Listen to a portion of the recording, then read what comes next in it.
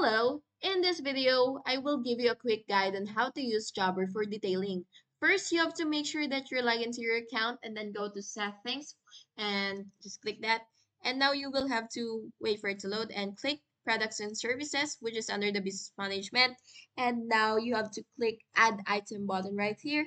And you can add services like interior detail, exterior wash, or full package, or whatever service that you would want. And now you have to go to clients, which is on the left hand menu, and then click new client if you do not have a client yet.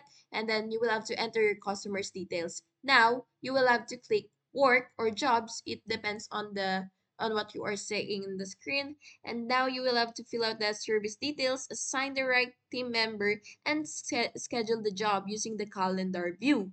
If this is a recurring client, you will have to set the job to repeat weekly or monthly.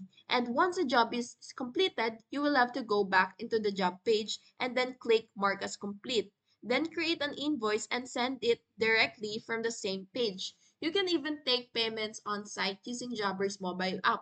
And there you go. That's how you use Jobber for your detailing business. Like and subscribe if this video helped.